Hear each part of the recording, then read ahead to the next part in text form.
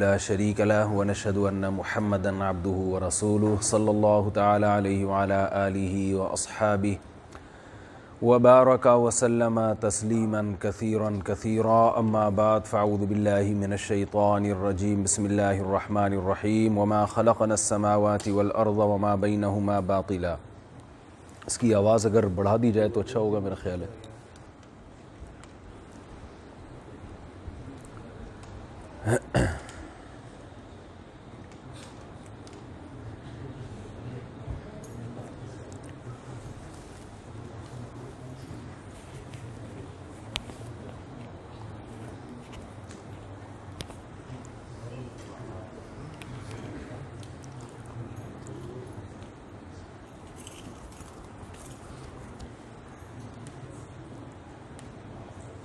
یہ ٹارچ آپ نے کھول دیے. ٹارچ یہ جان کے کھولی ہے غلطی سے کھل گئی ہے؟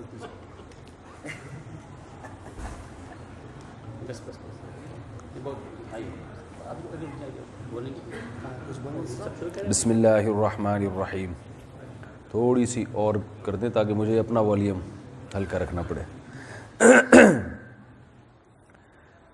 زور سے بولیں گے تو کھانسیں گے, جب کھانسوں گا تو آپ کورونا وائرس سے ڈریں گے.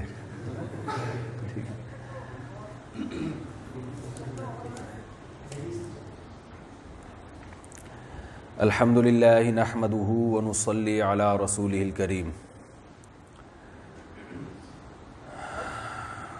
آسٹریلیا میں آج میرا یہ تیسرا بیان ہے. یہاں میں پہلی مرتبہ آیا ہوں, بلکہ کسی گورے کے ملک پہلی مرتبہ آیا ہوں. میں ٹریولنگ تو میں نے بہت کی الحمدللہ, مگر کسی گورے کے ملک فرسٹ ٹائم آیا ہوں. یہاں کی صفائی, نظم و ضبط, ٹریفک کے قوانین کی پابندی, یہ سب چیزیں دیکھ کے خوشی بھی ہوتی ہے, افسوس بھی ہوتا ہے. خوشی تو اس لیے ہوتی ہے کہ یہ ساری اچھی چیزیں ہیں, افسوس اس پر ہوتا ہے کہ یہ ساری چیزیں ہماری تھیں اور آج یہ غیر مسلموں کے پاس ہیں. ہم اپنے ملک میں جب جاتے ہیں تو وہاں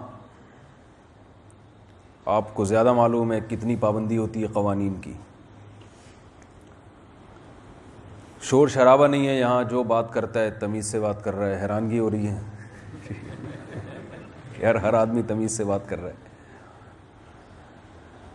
ہمارے یہاں تمیز کے علاوہ سب کچھ پایا جاتا ہے ہول سیل کے حساب سے. خیر, اللہ تعالیٰ نے ہمیں جو دین دیا, جو مذہب دیا, اس میں اللہ نے اتنا حسن رکھا ہے کہ ہمیں کسی اور طرف جانے کی ضرورت نہیں ہے.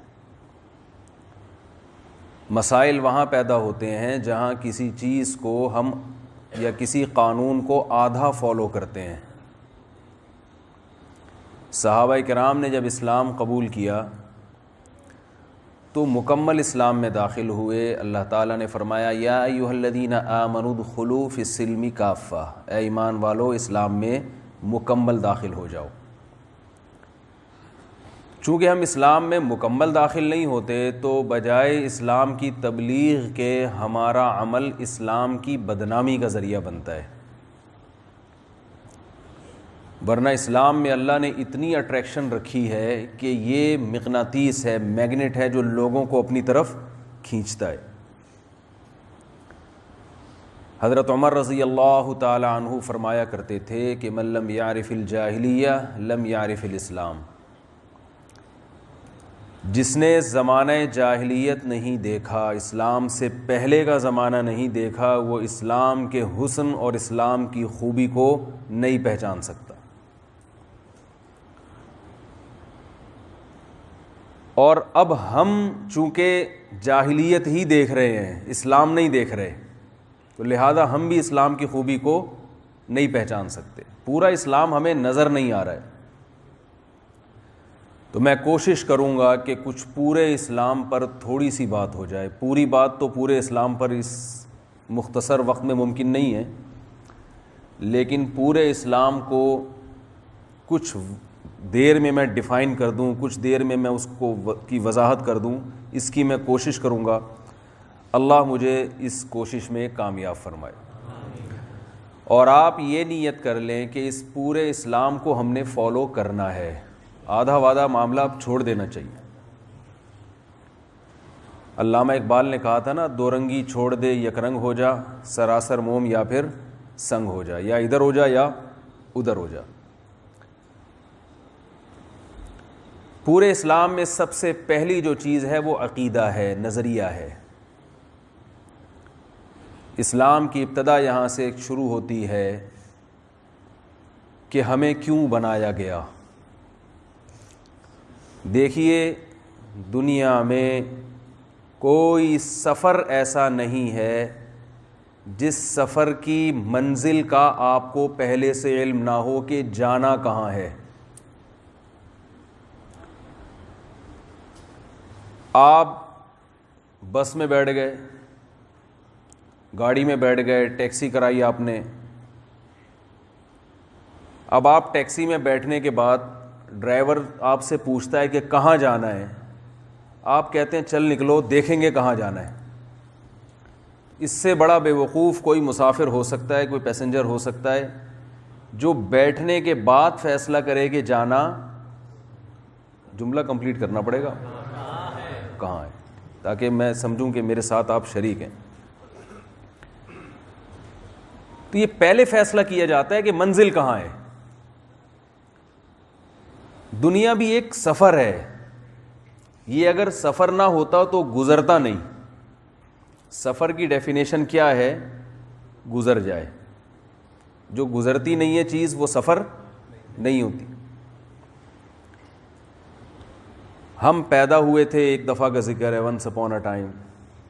پھر ہم بالغ ہوئے, بڑے ہوئے, پھر نکاح ہوتا ہے ہمارا, شادی ہوتی ہے جو اب تک تو ہو رہی ہے, اللہ کرے ہوتی رہے.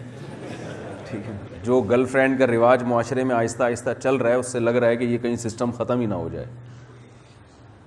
تو جب آپ کی شادی ہوتی ہے تو آپ سوچا کریں, ایک دور تھا ہمارے ابا اماں کی بھی شادی ہوئی تھی, ہمارے پیرنٹس کی بھی شادی ہوئی تھی. ایک دور تھا ہمارے دادا دادی اور نانا نانی کی بھی شادی ہوئی تھی. ایک ٹائم تھا ہمارے پر دادا پر دادی پر نانا پر نانی کی بھی شادی ہوئی تھی. اور ایک دور تھا جب آدم علیہ السلام اور اماں حوا کی بھی شادی ہوئی تھی. کتنی اسپیڈ کے ساتھ, رفتار کے ساتھ یہ زمانہ گزر رہا ہے, اسے روکا نہیں جا سکتا.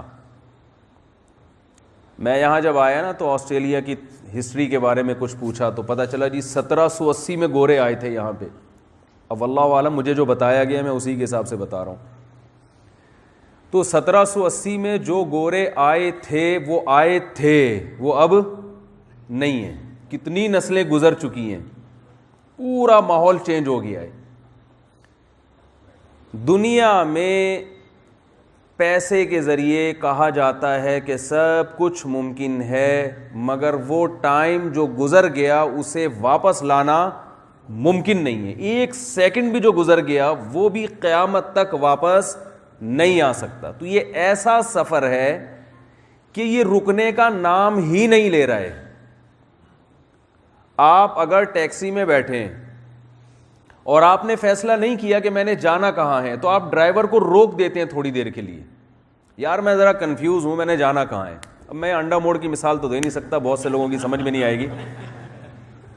تو آپ جو ہے گاڑی میں بیٹھنے کے بعد کنفیوز ہیں کہ یار میں بھول گیا کہاں جانا ہے, تو آپ ڈرائیور کو روک لیں گے, یار تھوڑا گاڑی سائڈ پہ لگاؤ, میں سوچوں میں نے جانا کہاں ہے. وہاں آپ روک سکتے ہیں اس سفر کو. اس کے باوجود آپ پہلے طے کرتے ہیں کہ جانا کہاں ہے. دنیا کا جو سفر ہے اسے روکنا آپ کے بس میں نہیں ہے, لیکن اس سفر کی منزل کا اگر آپ کو معلوم ہی نہیں ہے تو آپ بتاؤ پھر جس شخص کو یہ معلوم نہیں ہے اس سے بڑا بے وقوف کوئی ہو سکتا ہے کیا؟ اس کو پتہ ہی نہیں ہے کہ یہ زندگی کی گاڑی جا کہاں رہی ہے. سفر میں جو چیزیں ہماری ضرورت تھیں ان کو منزل بنا لیا گیا ہے. ایک آدمی سفر کر رہا ہو, اسے سفر میں ضرورت ہوتی ہے, گرمی لگ رہی ہے تو ایئر کنڈیشن کی ضرورت ہے, پانی کی ضرورت ہے, واش روم کی ضرورت پڑتی ہے راستے میں. اب اسے منزل کا پتہ نہیں ہے تو اس سے لوگ پوچھ رہے ہیں کہ یار اس ٹیکسی میں, اس جہاز میں, اس کار میں, اس بس میں کیوں بیٹھے ہو؟ تو وہ کہے واش روم جانے کے لیے بیٹھا ہوں. وہ کہے بھائی ٹھنڈا پانی پینے کے لیے بیٹھا ہوں, کہے کولڈ ڈرنک پینے کے لیے بیٹھا ہوں, کیونکہ یہاں یہ سب چیزیں مجھے مل جاتی ہیں آسانی کے ساتھ. مجھے یہ نرم سیٹ ملی ہوئی ہے, اس پہ ٹیک لگانے کے لیے یہاں بیٹھا ہوں میں. کتنی بے وقوفی اور حماقت کی بات ہوگی کہ نہیں ہوگی؟ اگر ہوگی تو بول دیں کہ ہوگی. تو جب ہم اس دنیا کی زندگی میں سفر کرتے ہیں تو ہمیں گھر بھی چاہیے, ہمیں خوراک بھی چاہیے, ہمیں سواری کے لیے گاڑی بھی چاہیے. تو جس کے پاس کوئی منزل نہیں ہوتی, جس کا کوئی ہدف نہیں ہوتا, جس کا کوئی ویژن نہیں ہوتا, وہ انہی چیزوں کو جو ضرورت تھی انہی کو کیا بنا لیتا ہے؟ ہدف بنا لیتا ہے, انہی کو منزل بنا لیتا ہے. اور آپ کو پتہ ہے کہ سفر جب ختم ہوتا ہے تو اپنی تمام تر لوازمات کے ساتھ ختم ہوتا ہے. وہ اگر آپ نے سفر میں اس سیٹ کو منزل بنا لیا کہ بڑی مزیدار نرم سیٹ ہے, یا اس ایئر کنڈیشن کو آپ نے منزل بنا لیا کہ یار یہ بٹن تیز کرتا ہوں تو زیادہ ٹھنڈی ہوا آتی ہے اور لو کرتا ہوں تو میرے حساب سے ٹیمپریچر کو میں مینٹین کرتا ہوں, ایسا زبردست سفر ہے, لہذا یہی میری مقصد حیات یہی ہے. تو جب سفر ختم ہوگا اس کے حیات کا مقصد بھی ختم ہو جائے گا. اس سے بڑی ناکامی دنیا میں کوئی ہو سکتی ہے کہ آپ نے جس چیز کو منزل بنایا تھا وہی آپ سے چھن جائے. اسی وجہ سے ایسا شخص جو اس دنیا کو اپنی منزل بناتا ہے, اللہ اسے سکون کے علاوہ دنیا کی ہر نعمت عطا کرتے ہیں, کیونکہ اس نے ایسی چیز سے دل لگایا اور ایسی چیز کو منزل بنایا جو منزل بنانے کے قابل نہیں ہے. تو یہ واحد اسلام ہے جو ہمیں گائیڈ کرتا ہے اور ہمیں اس سوال کا جواب دیتا ہے کہ ہمیں اللہ نے دنیا کے اس سفر میں کیوں بھیجا, ہم کیوں پیدا کیے گئے, ہم کیوں اس دنیا میں آئے اور پھر اس دنیا سے چلے جاتے ہیں, یہ کیوں. تو یہ سب سے پہلا اس بارے میں آپ کو اپنا کانسیپٹ کلیئر کرنا پڑے گا, پھر اس حساب سے آپ کو سفر کرنا پڑے گا, ورنہ آپ کا سفر آپ کی خواہشات کے تابع ہو جائے گا. گاڑی میں بیٹھنے سے پہلے طے کیا جاتا ہے نا کہاں جانا ہے, اور جہاں جانا ہے پھر ڈائریکشن اسی حساب سے ہوتی ہے کہ نہیں ہوتی؟ بھائی گوگل میپ پہ آپ جہاں آپ نے جانا ہے اس علاقے کا نام پہلے ڈالتے ہیں, گوگل میپ گائیڈ آپ کو بعد میں کرتا ہے, پھر بتاتا ہے یہ ڈائریکشن ہے, پھر لیفٹ پھر رائٹ, ایسا ہی ہے نا. یہ عجیب بات ہے کہ آپ نے جب سے بالغ ہوئے ہیں اس وقت سے آپ بغیر کسی ڈائریکشن کے سفر کر رہے ہیں, اور اب بھی جا کے میپ پہ ڈالنے کی کوشش نہیں کر رہے کہ میں نے جانا کہاں ہے, اس لیے بھٹکتے پھر رہے ہیں. اسی وجہ سے اللہ نے ان لوگوں کے لیے جن کی کوئی منزل نہیں ہے, جنہیں پتہ ہی نہیں ہے کہ ہم کیوں بنائے گئے, ان کی اللہ نے قرآن میں ایک عجیب مثال دی ہے اور بڑی شاندار مثال دی ہے. قرآن میں اللہ نے فرمایا او کظلمات فی بحر لجی یغشاہ موج من فوقہ موج من فوقہ سحاب ظلمات بعضها فوق بعض اذا اخرج یدہ لم یکد یراہا. اللہ نے فرمایا کہ جس کا آخرت پر ایمان نہیں ہے, جس کے پاس گائیڈنس نہیں ہے قرآن کی, کیونکہ قرآن کے علاوہ آپ کو کوئی گائیڈ کرتا ہی نہیں ہے, قرآن کے علاوہ آپ کو کوئی بتاتا ہی نہیں ہے کہ آپ کا ہدف کیا ہے, آپ کی منزل کیا ہے. یہ نہ آپ کو فزکس کی کتاب بتائے گی, نہ کیمسٹری میں پتہ چلے گا, نہ آپ کو بایولوجی بتائے گی, کوئی دنیا کی یونیورسٹی, کوئی دنیا کی بک ایسی نہیں ہے جو آپ کو بتائے کہ آپ کو پیدا کیوں کیا گیا ہے. کوئی ہے بتائیں, کوئی کتاب ہے دنیا میں؟ کوئی بھی کتاب نہیں ہے. تو اللہ فرماتے ہیں جس کے پاس اس سوال کا جواب نہیں ہے کہ ہمیں کیوں بنایا گیا, جس کے پاس اس سوال کا جواب نہیں ہے, اس کی اللہ نے مثال دی ہے کہ ایک شخص سمندر کی تہ میں, اندھیرا ہوتا ہے نا سمندر کی بہت زیادہ گہرائی میں, اور سمندر بھی ایسا جو گہرا, اور سمندر کے اوپر لہریں, لہروں کے اوپر لہریں, اور پھر اس کے اوپر اندھیرے, یعنی رات کا وقت ہے, سورج اور چاند اور ستاروں کی روشنی بھی نہیں پہنچ رہی, اور ظلمات بعضها فوق بعض.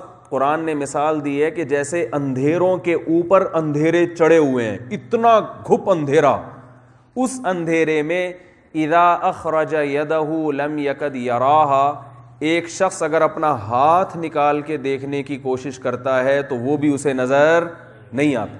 ہاتھ کی مثال اس لیے دی ہے, جس کی قریب کی نظر کمزور ہوتی ہے وہ اپنے ہاتھ کو بآسانی دور کر لیتا ہے, جس کی دور کی نظر کمزور ہوتی ہے وہ ہاتھ کو بآسانی قریب کر لیتا ہے. تو اللہ فرماتے ہیں ہاتھ نظر آنا تو دور کی بات, لم یکد, جو عربی جانتے ہیں انہیں اس آیت کا ترجمہ معلوم ہے, لم یکد یراہا, اس بات کا امکان ہی نہیں ہے کہ اپنے ہاتھ کو بھی دیکھ لے. وہ اتنے اندھیروں میں کوئی شخص کھڑا ہوا ہو تو آپ بتائیں اسے کیسے پتا چلے گا کہ میں نے جانا کس طرف ہے, اور اس کی قسم پرسی کا عالم اور حیرانگی کا عالم کیا ہوگا, وہ کس قدر اسٹریس اور ڈپریشن میں ہوگا, اسے پتہ ہی نہیں ہے کہ جانا کہاں ہے. تو جس کے پاس گائیڈنس نہیں ہے, جسے یہی نہیں پتا کہ مجھے کیوں بنایا گیا, اس کی مثال بالکل ایسے ہوتی ہے, اسے پتہ ہی نہیں ہے کہ میں نے جانا کہاں ہے. تبھی آپ دیکھیں ٹینشن, اسٹریس, ہر دوسرا آدمی ڈپریشن کی گولیاں کھا رہا ہے, پریشان ہے وہ. ابھی کرونا وائرس سے وائرس نے اتنا پریشان نہیں کیا جتنا وائرس کے خوف نے پریشان کر دیا ہے.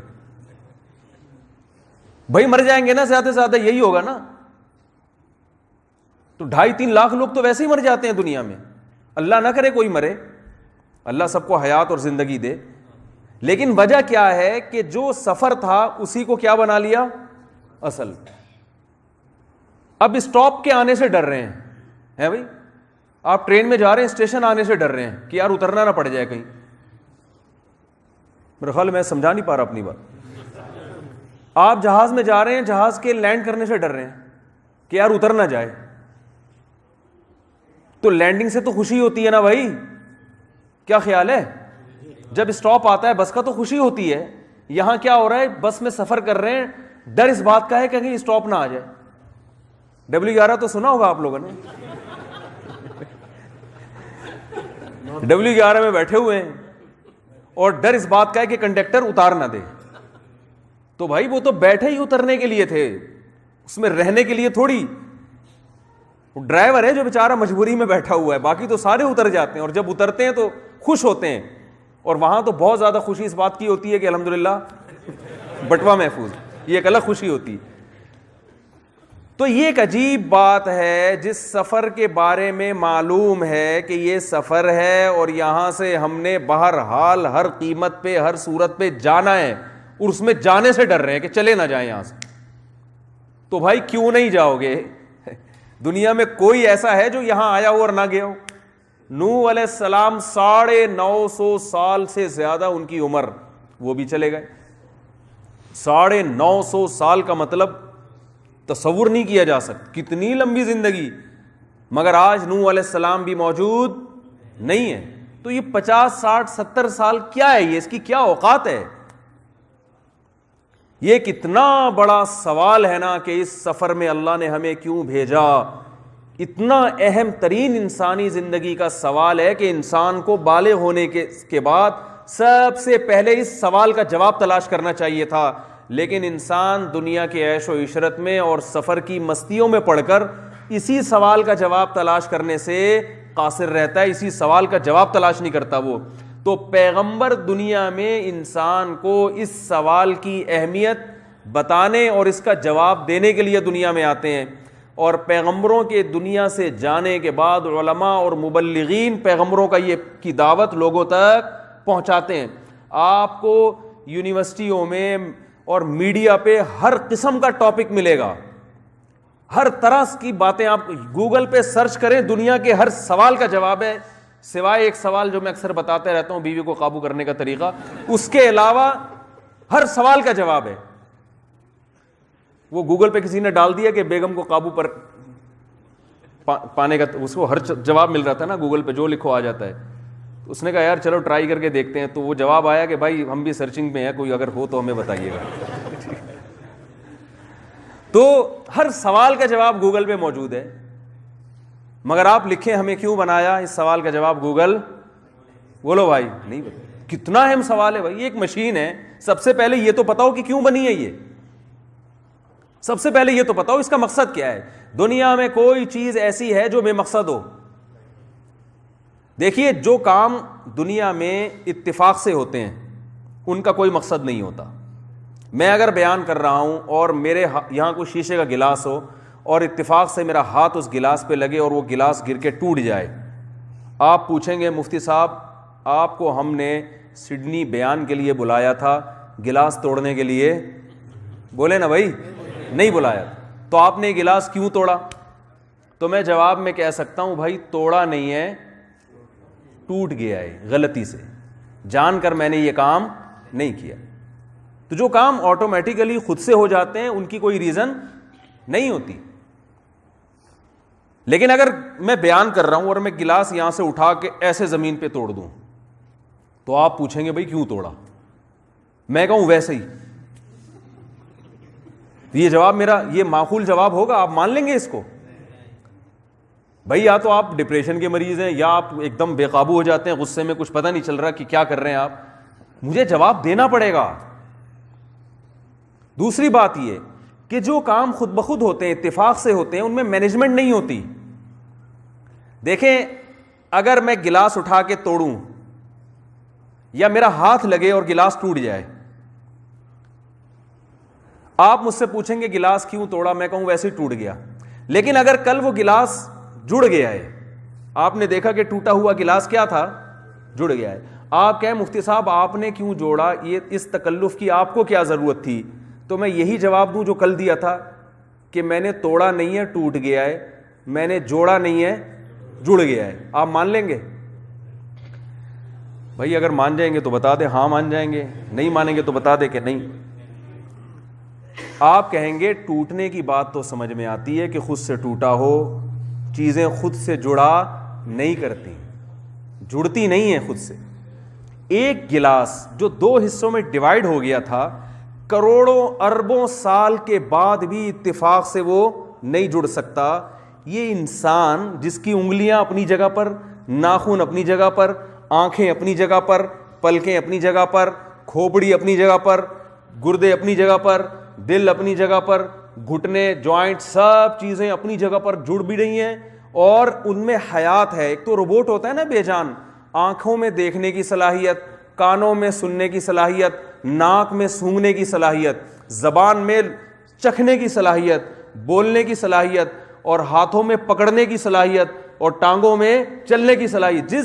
یعنی انسان کی باڈی کو جس قسم کے پارٹس کی ضرورت تھی وہ تمام پارٹس وہ بھی مل گئے اور وہ تمام اپنی جگہ پہ فٹ بھی ہو گئے. اب آپ مجھے بتاؤ کہ دنیا میں کوئی احمق یہ کہے کہ یہ گلاس خود سے جڑا ہے, اسے تو کوئی دنیا میں ماننے کے لیے تیار نہیں ہوگا. اور یہ اتنا ذہین عقل مند انسان یہ خود سے جڑ گیا, کیا یہ پاسبل ہے؟ کیا یہ ممکن ہے؟ کیا تو دنیا میں کوئی سائنٹسٹ اگر یہ دعویٰ کرتا ہے نا کروڑوں اربوں سال کے بعد بندر تھا جو یوں ترقی کرتے کرتے یہاں تک پہنچ گیا, اور بندر سے پہلے, خدا کی قسم اس سے بڑا بیوقوف دنیا میں کوئی بھی نہیں ہے, یہ ناممکن ہے. تو اب ایک بات سوچنے کی ہے کہ یہ چیز میں نے بتایا کہ جو کام خود بخود ہوتا ہے اس میں مینجمنٹ نہیں ہوتی. جس کام میں مینجمنٹ ہے وہ خود بخود نہیں ہوا, اسے کسی مینیجر نے کیا ہے, یہ کسی بہت ذہین دماغ نے بنایا, اس کو کیا ہے, وہ خود سے نہیں ہوتا وہ. اور گلاس جب جڑتا ہے نا تو بعض دفعہ ایسے جڑتا ہے کہ نشان باقی ہوتا ہے, بعض دفعہ ایسے جڑتا ہے کہ نشان باقی نہیں ہوتا. ایک عام جاہل آدمی جب جوڑے گا تو وہ صحیح طرح سے ایڈجسٹ نہیں کر پاتا, لیکن ایک انجینئر جب اسے بنائے گا تو بالکل ایسا بنا دے گا جیسے یہ ٹوٹا تھا ہی نہیں. تو یہ پتہ چلتا ہے کہ اس کو بنانے والا کوئی بہت ماہر ہے. انسان کی باڈی جب بنتی ہے ماں کے پیٹ میں اور جب وہ دنیا میں آتا ہے اس میں جوڑ توڑ کا کوئی نشان نظر نہیں آتا. ایسی مینجمنٹ ہے, ایسا زبردست نظام ہے کہ ہم جب تک بازو نہ توڑیں اور پھر اسے نہ جوڑیں اس وقت تک اس میں جوڑ کا نشان ہمیں نظر نہیں آتا. یہ اس بات کی علامت ہے یہ بنا نہیں ہے بلکہ اس کو بنایا گیا ہے. اور میں نے ابھی آپ سے عرض کیا کہ جو کام ہوتا نہیں ہے کیا جاتا ہے اس کے پیچھے کوئی ریزن ہوتی ہے. وہ بنانے والے کے ذمے لازم ہے کہ وہ یہ بتائے کہ میں نے کیوں بنایا. بہت مشکل ہے بھائی بات سمجھانا. کیا کریں. وہاں پاکستانی میں تو میں پولیس بلا لیتا تھا, ٹھیک ہے نا. تو یہ کیسے ممکن ہے بھائی؟ یہ خود سے ہو گیا, کسی نے بنایا ہے. یہ 2-4 سوال ایسے, اللہ کی قسم دنیا میں کسی کے پاس اس کا جواب نہیں ہے. یہ صرف اسلام اس بحث کو اٹھاتا ہے. آپ نے یہاں بڑی دنیا دیکھی ہے, یہاں آپ نے عیاشی بھی دیکھی ہے, یہاں آپ نے دولت بھی دیکھی ہے, ٹینشن فری ملک ہے. میں ٹینشن تلاش کر رہا ہوں 3 دنوں سے. میں نے کہا یار یہ کیا بوریت ہو رہی ہے بھائی ہمیں. واقعی ان سے پوچھیں, یہ بھائی کیا نام ہے ان کا, سلیم الحق, یہ پٹھان دوست ہیں ہمارے, میرے ساتھ گھوم رہے ہیں. میں کہہ رہا ہوں یار نہ کوئی شور کی آواز, نہ کوئی گالی گلوچ کی آواز, نہ کوئی گریبان پکڑ کے کسی کو مکہ لگا رہا ہے, نہ کوئی بٹوا چوری کر رہا ہے. موبائل کی فکر ہی چھوڑ دی ہم نے. تو یہ عجیب سی فیل ہو رہا ہے. ہم تو عادی ہیں نا ٹینشن کے, گرد و غبار نہیں ہے ذرا سی بھی. ایسا صاف, اتنی صاف ہوا ہے یہاں کی ماشاءاللہ, کوئی گرد و غبار نہیں ہے, کوئی کھڈا نہیں آیا ابھی تک. اتنا لمبا سفر میں نے کیا ہے, جی کوئی کھڈا ہی نہیں آیا. تو جہاں جا رہے ہیں آرام سے پہنچ جاتے ہیں. ہمارے یہاں تو کھڈے الگ ہوتے ہیں, پھر اسپیڈ بریکر جو بغیر اطلاع کے آتے ہیں وہ الگ ہوتے ہیں. میری گاڑی کا انجن آئل لیک ہوا ایک اسپیڈ بریکر کی وجہ سے. اسپیڈ بریکر تھا ہائی وے پہ, یعنی ہائی وے تو نہیں کہہ سکتے اس کو, لیکن وہ بہرحال رف روڈ تھا. تو کوئی نشان نہیں ہے, چلتے چلتے گاڑی ایک دم 2 فٹ اوپر اچھلی. ہمیں پتہ ہی نہیں چلا کہ ہوا کیا ہے. یہ پتہ چلا جی یہاں کسی نے احتیاطاً اپنی سیفٹی کے لیے اسپیڈ بریکر بنا دی, اپنے آپ کو سیف کرنے کے لیے. باقی جو ہے نا وہ جائیں ان کی مرضی جو کریں. تو مجھے پتہ ہی نہیں چلا, بالا وہ دھاڑ کر کے جب زمین پہ لگی ہے تو آئل لیک ہونا شروع ہوا. جو لیکیج کا پتہ تو نہیں چلتا, وہ تو جب انجن سیز ہوا تو پتہ چلا. تو ٹینشن ہی نہیں ہے. یہاں کوئی اس طرح کا حادثہ میرا خیال ہے 3-4 کتنے دن ہو گئے, 3 دن تو ہو گئے نا مجھے یہاں گھومتے ہوئے. تو آپ کو یہاں بہت مزہ آ رہا ہے ماشاءاللہ, آنا چاہیے. بہت اچھا ملک ہے, امن و امان ہے. بے روزگاروں کو اتنے الاؤنس دیے جا رہے ہیں کہ انسان کا بے روزگار ہونے کا دل کرنے لگتا ہے یہاں پہ. حقیقت ہے, اتنی کیئر بیماروں کی اور مختلف طبقات کی کہ انسان کا دل چاہتا ہے کہ یار میں اب کیا ہو جاؤں. وہ ایک صاحب آئے, وہ کہنے لگے پولیس اتنی اچھی ہے کہ گرفتار ہونے کا دل چاہتا ہے کہ یار ہمیں اریسٹ کر لیجیے. تو یہ بہت اچھی جگہ ہے ماشاءاللہ, دنیا کے لحاظ سے بہت کچھ ہے یہاں پہ. لیکن بھائی یہ سفر ہے, یہ منزل نہیں ہے. وہ شخص جو ٹینشن میں زندگی گزار رہا ہے لیکن اس کی منزل محفوظ ہے, وہ زیادہ کامیاب ہے اس شخص سے جو عیش و عشرت کی زندگی میں ہے لیکن اس کی منزل محفوظ نہیں ہے. اسے یہ پتہ ہی نہیں ہے کہ جانا کہاں ہے. ایک بس کھائی کی طرف جا رہی ہے لیکن اس کا ٹیمپریچر بھی مناسب, اس میں ہر تھوڑی دیر کے بعد آپ کو چائے کا بھی پوچھا جا رہا ہے. W11 نہیں ہو سکتی ہے, ٹھیک ہے, چائے کا پوچھا جا رہا ہے, کافی کا پوچھا جا رہا ہے, اور آپ کو یہ نہیں پتا کہ یہ جا کہاں رہی ہے, کھائی کی طرف. آگے کھائی ہے, وہاں گر جائے گی.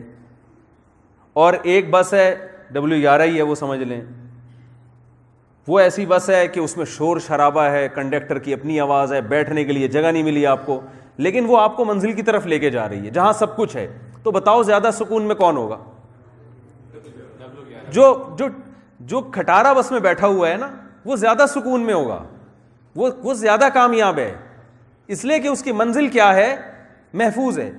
تو جو ہدف کو سامنے رکھ کے زندگی گزارتے ہیں, ایک تو ان کا لائف اسٹائل صحیح ہوتا ہے, وہ ڈائریکشن صحیح ہوتی ہے. جن کا کوئی ہدف ہی نہیں ہوتا ان کی تو کوئی ڈائریکشن سرے سے ہوتی نہیں ہے. آپ غیر مسلم سے پوچھو تمہارا مقصد حیات کیا ہے, ہر آدمی کی الگ الگ جواب ہوگا. کوئی کہے گا میں انٹرٹینمنٹ کے لیے پیدا ہوا, کوئی کہے گا میں انسانیت کی خدمت کے لیے پیدا ہوا, کوئی کہے گا میں جو ہے بڑا بزنس مین بننے کے لیے پیدا ہوا, کوئی کہے گا میں اس لیے کہ ماؤنٹ ایوریسٹ کی پہاڑی کو میں عبور کروں, میں گینس بک آف ورلڈ میں اپنا ریکارڈ قائم کروں, میرا مقصد یہ ہے. تو پوری زندگی اسی کے لیے کھپا دے گا. لیکن جب یہ منازل اور یہ مقصد حاصل ہوتا ہے, اس کے بعد اس کے پاس کرنے کے لیے کچھ بھی نہیں ہوتا, حالانکہ زندگی ابھی باقی ہوتی, اور بہت سے اس مقصد میں کامیاب ہوتے نہیں ہیں. تو جس کام کے لیے میں نے عرض کیا کہ ہم چونکہ خود سے نہیں بنے, ہمیں بنایا گیا ہے, لہذا بنانے والے کے ذمے لازم ہے کہ وہ یہ بتائے کہ ہمیں اس نے کیوں بنایا. تو آپ کو اپنا کانسیپٹ کلیئر کرنا پڑے گا اس بارے میں کہ ہمیں کیوں بنایا گیا ہے. ہم جس چیز کو وجہ, بہت سے تو ہم میں ایسے ہیں جو کہتے ہیں ویسے ہی بنا دیا ہمیں, زیادہ تر کی تو یہی رائے ہے, جب ویسے ہی بنا دیا تو سارے کام پھر وہ ویسے ہی کر رہے ہوتے ہیں.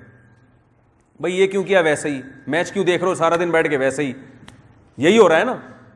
سارا دن ماسک لگا کے کیوں گھوم رہا ہے بھائی, اتنی تو وائرس سے نہیں مرے گا, اپنی جو آکسیجن لینے میں دشواری ہو رہی ہے ویسے ہی. تو بہت سارے کام ہمارے کیا ہو رہے ہیں, ویسے ہی ہو رہے ہیں.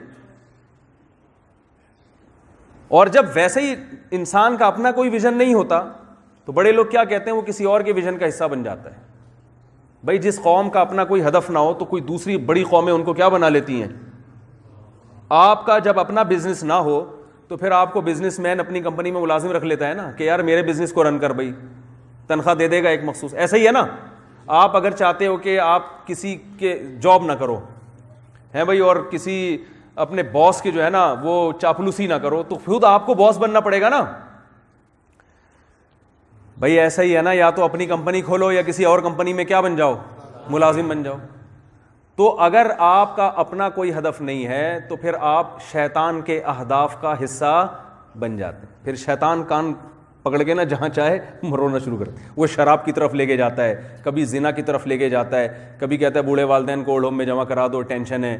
کبھی کہتا ہے رشتہ داری توڑ دو, رشتہ داروں سے بنا کے رکھنا ٹینشن ہے. قرضہ مانگنے آ جاتے ہیں کسی بھی ٹائم پہ, کوئی پتہ نہیں ہے کیا ہو جائے. وہ آپ کو نکاح سے بھی دور کرے گا, وہ آپ کو قانون کی خلاف ورزی پر بھی مجبور کرے گا, بہت ساری غلط چیزوں کی طرف آپ کو شیطان لے کے. کیونکہ یہ جو انسان کا نفس ہے نا, اس کی مثال ہے تیز رفتار سواری کی.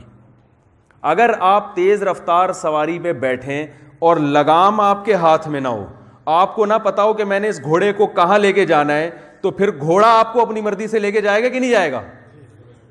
بھائی یا تو لگام پکڑ کے گھوڑے کو بتاؤ وہاں جانا ہے, نہیں بتاؤ گے تو بھاگ جائے گا وہ. پھر آپ پریشان ہوگے میں کہاں جانا چاہتا ہوں اور یہ کہاں لے کے جا رہا ہے. تو ہمارا جو نفس ہے, ہماری جو خواہشات ہے, ہم نے چونکہ ان خواہشات کو اپنے قابو میں نہیں کیا, لہذا خواہشات نے ہمیں اپنے قابو میں کر لیا ہے. اب خواہشات کی لگام ہمارے ہاتھ میں نہیں ہے, ہماری لگام خواہشات کے ہاتھ میں ہے. وہ خواہشات ہمیں لے کے جا رہی ہیں, یہ دل چاہتا ہے تو یہ کر لوں, وہ دل چاہتا ہے تو وہ. تو بہت ساری چیزیں ایسی ڈاکٹروں نے منع کیا ہوا ہے, اس لیے لوگ رکے ہوئے ہیں, ورنہ وہ بھی کر لیتے لوگ. پوری دنیا چرس پی رہی ہوتی, پوری دنیا ہیروئن پی رہی ہوتی, پوری دنیا ڈرگز لے رہی ہوتی, وہ تو ڈاکٹروں نے منع کر دیا بھائی صحت خراب ہوتی ہے. ورنہ اگر ڈاکٹروں کی طرف سے پابندی اڑ جائے تو پوری دنیا انہی کاموں میں لگ جائے گی. تو اللہ تعالیٰ نے ہمیں بنایا ہے اور بتایا کہ تم بنے نہیں ہو بلکہ بنائے گئے ہو, اور جو چیز بنائی جاتی ہے اس کا کوئی مقصد ہوتا ہے. تو پوری کائنات کا مقصد اللہ نے بیان کیا, سخر لکم, تمہارے لیے بنایا ہے پوری کائنات کو. سمجھ میں آ رہی ہے بات؟ پوری کائنات کا مقصد کیا ہے؟ انسان کی خدمت. دیکھو اگر آپ اسلام کو فالو نہیں کرتے تو آپ سے یہ سوال کیا جا سکتا ہے, آپ جانور سے اس کی زندگی کا حق کیوں چھینتے ہو؟ یہ سوال کیا جا سکتا ہے. اس سوال کا جواب آپ کے پاس بولے بھائی نہیں ہوگا. آپ سمندر سے مچھلی کیوں نکالتے ہو؟ بھائی اگر یہ کائنات جیسے آپ کے لیے بنی, جانوروں کے لیے بھی بنی ہے نا, تو آپ اپنی زبان کے ذائقے کے لیے جانور کو ہلاک کیوں کرتے ہو؟ آپ کہہ سکتے ہیں کہ جانور بھی تو ایک دوسرے کو ہلاک کرتے ہیں. تو اس لیے کرتے ہیں کہ جانور ہے نا, آپ تو انسان ہیں. کیا خیال ہے بھائی؟ وہ تو جانور, اس میں تو عقل نہیں ہے. اور دوسری بات یہ کہ وہ تو گوشت کے بغیر گزارا نہیں کر سکتا, آپ تو سبزی پہ بھی گزارا کر سکتے. دنیا کی بہت بڑی تعداد میں لوگ ہیں جو صرف سبزی کھاتے ہیں. آپ کے پاس اس سوال کا جواب نہیں ہے. پھر یہ ظلم ہے جانوروں کو مارنا. اس کا جواب صرف اسلام نے دیا کہ یہ پوری کائنات بنی کس کے لیے؟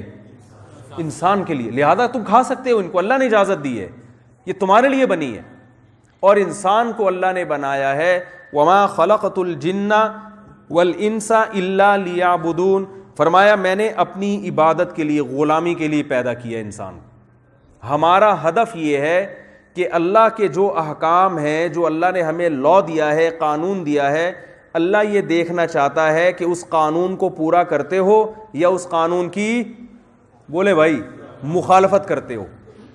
پورا کر کے آؤ گے تو کامیابی ہے جنت کی شکل میں, پورا نہیں کرو گے تو ناکامی ہے جہنم. تو یہ مسافر خانہ ہے, آگے یا تو جنت کے باغات ہیں یا جہنم کی گہری کھائیاں ہیں, وہ ہے منزل.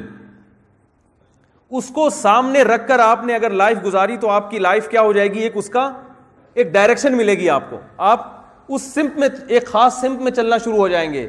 اگر آپ کے سامنے یہ لائف نہیں ہے, یہ منزل نہیں ہے, آپ ساری زندگی بھٹکتے رہیں گے, آپ کو یہ نہیں پتا چلے گا اچھا کیا ہے برا کیا ہے. بعض لوگ کہتے ہیں ہماری زندگی کا مقصد ہے ہم اچھا کریں, ان سے پوچھو اچھے کی ڈیفینیشن کیا ہے. ہر آدمی کے یہاں اچھے کی ڈیفینیشن بولے بھائی مختلف. ہر آدمی وہ اچھائی کی ڈیفینیشن ہی مختلف ہے, اور آپ کسی کی ڈیفینیشن کو کسی کے اوپر مسلط نہیں کر سکتے. جو چرسی ہے نا, مجھے نہیں پتا یہاں چرسیوں کو کیا کہتے ہیں انگلش میں, جی نہیں, وہ چرسی کا جو مزہ ہے وہ اس میں نہیں آتا. وہ چرسی کے لیے کوئی ایسا ہی لفظ انگلش میں ہونا چاہیے, وہ اتنا خوبصورت لفظ ہے تو اور عزت کرنے کا دل چاہ رہا ہے اس کو. تو کیا کہہ رہا تھا میں, ذہن سے نکل گیا. چرسی تو بات تھی, یہ مثال دے رہا تھا میں. ہاں دیکھیں چرسی کیا کہتا ہے, میں اب ٹینشن ختم کرنے کے لیے. شرابی کیا کہتا ہے, میں کس لیے شراب پیتا ہوں, بھئی ٹینشن ختم ہوتی ہے, اور واقعی ہو بھی جاتی ہے. آپ اسے سمجھاؤ وہ نہیں سمجھ میں آئے گا اس کے. آپ اسے 10 دلائل دو کہ بھئی یہ باڈی کے لیے نقصان دہ, کہے گا وہ فلاں آدمی تو شراب پیتا تھا 90 سال میں اس کا انتقال ہوا ہے, کوئی باڈی کے لیے نقصان دہ نہیں ہے.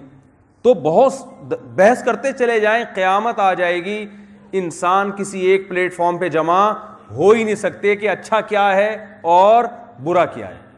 تو ملکی قوانین بھی انسانوں کے بنائے ہوئے ہوتے ہیں نا, ان میں بھی غلطی ممکن ہے. اس لیے اللہ تعالیٰ نے بتایا کہ جس نے پیدا کیا ہے وہ یہ کہہ رہا ہے کہ میں نے تمہیں غلامی کے لیے بنایا, آزمائش کے لیے بنایا. تو جو ایگزامینیشن ہال میں پیپر حل کرے گا اس کی لائف اچھی ہے, جو پیپر کا جواب نہیں دے گا, اس پرچے کو حل کرنے کی کوشش نہیں کرے گا, اس کی لائف اچھی نہیں ہے, وہ ناکام ہے. تو اچھائی کی ڈیفینیشن کیا ہے کہ جو اللہ کے حکم کو پورا کر رہا ہے وہ اچھائی ہے, جو حکم کو پورا نہیں کر رہا وہ کیا ہے. دو متضاد چیزیں اللہ کے حکم کی وجہ سے اچھائی بھی بن جاتی ہیں اور برائی بھی بن جاتی ہیں. دیکھیں بنی اسرائیل پر اللہ نے ہفتے کے دن مچھلی کے شکار پہ پابندی لگائی. اب آپ مجھے بتاؤ, مچھلی کا شکار بذات خود کوئی برا عمل ہے بھائی؟ جائز ہے بالکل. لیکن اللہ نے بنی اسرائیل کو کہا کہ ہفتے کے دن تمہیں مچھلی کا شکار نہیں کرنا. چونکہ اللہ نے منع کر دیا, اب ساری دنیا تو کہے گی بھائی شکار چاہے ہفتے کے دن ہو, سیٹرڈے ہو, سنڈے ہو, فرائیڈے ہو, اس میں کوئی, کیونکہ کورونا وائرس تو پھیلا ہوا نہیں تھا اس وقت کہ بھئی ہفتے کے دن سارے جمع ہوں گے تو وائرس پھیل جائے گا, کوئی ایسا مسئلہ نہیں تھا. لیکن اللہ نے کہہ دیا کہ نہیں. اب جس کا ہدف آخرت ہے اسے پتا ہے کہ کامیاب کون کرے گا, جنت میں کون لے کے جائے گا, اللہ. تو میں نے اللہ کے حکم کو پورا کرنا ہے. اس وقت اللہ کا حکم یہ ہے کہ ہفتے کے دن شکار نہیں کرنا. قرآن میں ہے کہ جن لوگوں نے ہفتے کے دن شکار کیا, جعل منہم القردۃ والخنازیر, اللہ نے ان کو بندر اور خنزیر کی شکلوں میں تبدیل کر دیا. حالانکہ بظاہر یہ کچھ بھی نہیں ہے بھئی, ہفتے کے دن شکار ہو, اور شکار بھی کوئی سور کا تھوڑی کر رہے ہیں, مچھلی کا کر رہے ہیں جو بالکل حلال طیب ہے, پاکیزہ چیز ہے.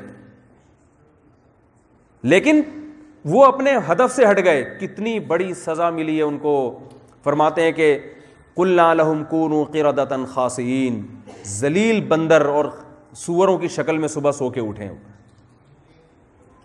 اس سے پتہ چلتا ہے بھائی اچھائی کی ڈیفینیشن یہ ہے کہ جس کام کا اللہ نے حکم دے دیا, چاہے وہ ہمیں اچھا لگ رہا ہے یا نہیں لگ رہا, اللہ کے حکم دینے کے بعد اللہ کی نظر میں وہ کیا بن گیا, بولے نا بھائی, اچھا بن گیا.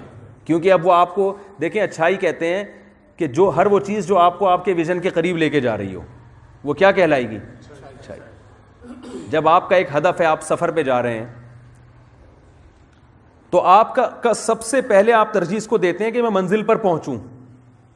اگر آپ کو پتا ہے کہ میں کھانے کے لیے اترا تو یہ بس نکل جائے گی, تو آپ کھانا قربان کرو گے کہ نہیں کرو گے؟ بولیں گے یار پیک کروا لو, بس میں ہی بیٹھ کے کھا لیں گے. ایسے موقع پہ کھانا کھانا اچھا عمل ہوگا ہے بھائی؟ وہ ہم جو پاکستان میں بس میں سفر کرتے ہیں نا تو زر زر کوا آوازیں آ رہی ہوتی ہیں, کنڈکٹر کی آواز آ رہی ہوتی ہے, ڈرائیور کی زر اوکا کوا کہتے ہیں, پتہ نہیں اوکا کہتے ہیں, زر کوا, تو وہ کھانے نہیں دیتا آرام سے, تو جلدی جلدی نوالے کھا کے بھاگ رہے ہوتے ہیں. جلدی جلدی کھانا کھانا اچھی عادت ہے بھائی, سنت بھی ہے, ڈاکٹر بھی کہتے ہیں آرام سے چبا چبا کے تسلی سے کھانا کھایا کرو. جلدی کھانا کھانا اچھی عادت نہیں ہے, لیکن جب آپ بس سے اترتے ہیں تو پھر جلدی کھانا کھانا ہی اچھی عادت ہے, کیونکہ اگر آپ کھانے میں لگ گئے خوب چبا چبا کے سنت کے مطابق تو آپ کا فرض بولو بھائی, جو آپ نانی کے جا رہے تھے, ماموں کے جا رہے تھے ملنے کے لیے, وہ فرض آپ کا کیا ہو جائے گا. تو منزل پہ ہر وہ چیز جو منزل تک پہنچنے میں رکاوٹ بنے, چاہے وہ کتنی ہی اچھی ہو, لیکن اس رکاوٹ کی وجہ سے وہ بری بن جاتی ہے. اور ہر وہ چیز جو منزل تک پہنچنے میں معاون اور مددگار ہو, وہ دیکھنے میں کتنی ہی بری کیوں نہ ہو لیکن وہ اچھی بن جاتی ہے. تو دنیا کے اس سفر میں ہماری منزل چونکہ جنت ہے, اللہ کی رضا ہے, کوئی چیز کتنی بری لگ رہی ہو لیکن اگر اس میں اللہ کی رضا ہے تو وہ اچھی ہے. کوئی چیز کتنی ہی اچھی لگ رہی ہو لیکن اگر اس میں اللہ کی ناراضی ہے تو وہ بری چیز ہے. یہ پہلے یہ کانسیپٹ آپ کو کلیئر کرنا پڑے گا کہ اللہ کا جو حکم ہے, اللہ اس کے رسول صلی اللہ علیہ وسلم کا جو حکم ہے, مسلمان کے پاس اچھائی اور برائی کو ڈیفائن کرنا بہت آسان ہے.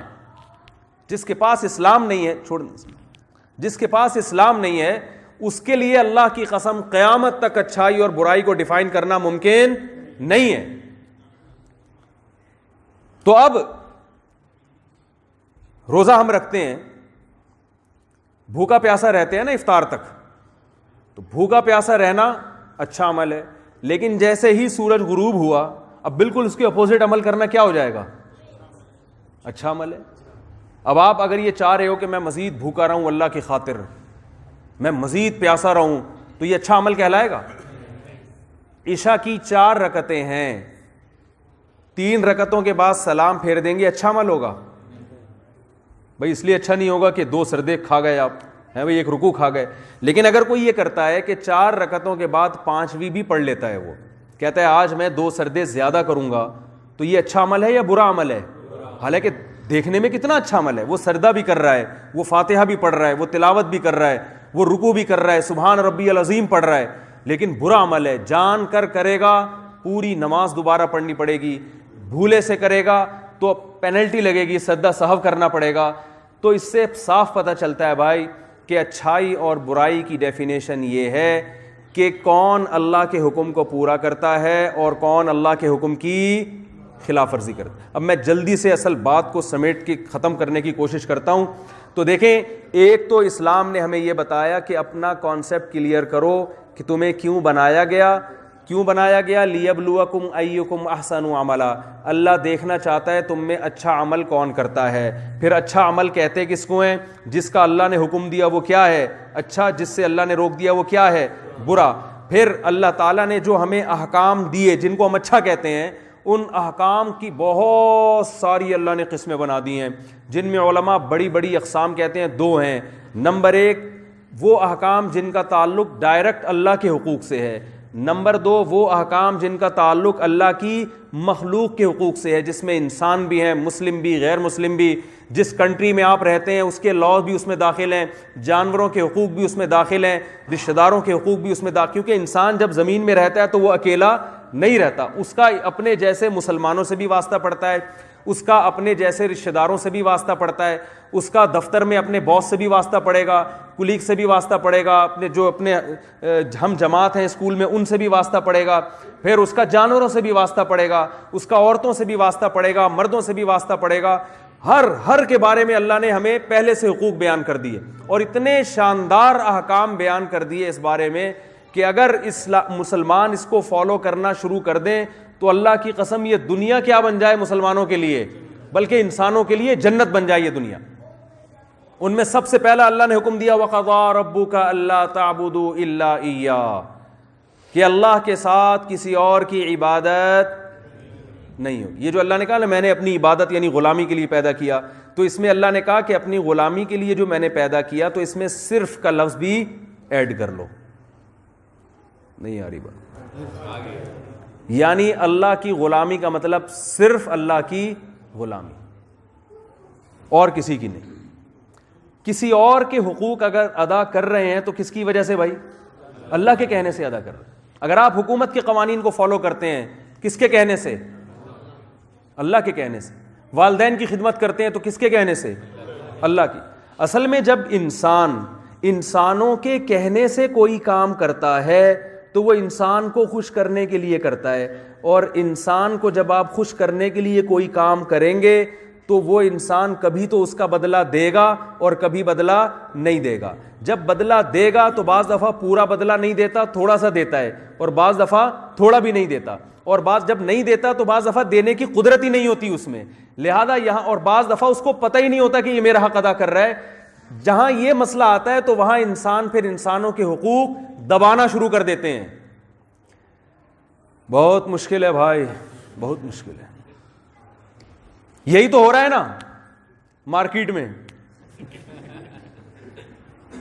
دفتروں میں ذمہ داری سے کام نہیں ہوتا کیونکہ آپ باس کا حکم سمجھ کے دفتر کے قوانین کو فالو کر رہے ہو، اور باس نے ہر جگہ کیمرے نہیں لگے. بعض دفعہ لگائے ہوئے ہوتے ہیں تو 24 گھنٹے دیکھ کون رہا ہوتا ہے اس کیمرے کو بیٹھ کے؟ دیکھ کون رہا ہوتا ہے بھائی اس کو بیٹھ کے؟ کیمرے تو لگے ہوئے ہوتے ہیں لیکن کیمرے کو 24 گھنٹے کوئی دیکھ تھوڑی رہا ہوتا ہے، اور جو دیکھ رہا ہوتا ہے وہ 24 گھنٹے رپورٹیں تھوڑی دی، وہ بھی بعض دفعہ آنکھ اس کو 5 روپے اس کی جیب میں ڈال دیے آپ نے. ایسا ہی ہوتا ہے نا. دیکھیں صحابہ کے دور میں قانون کی گرفت اتنی مضبوط نہیں تھی جتنی آج ہے.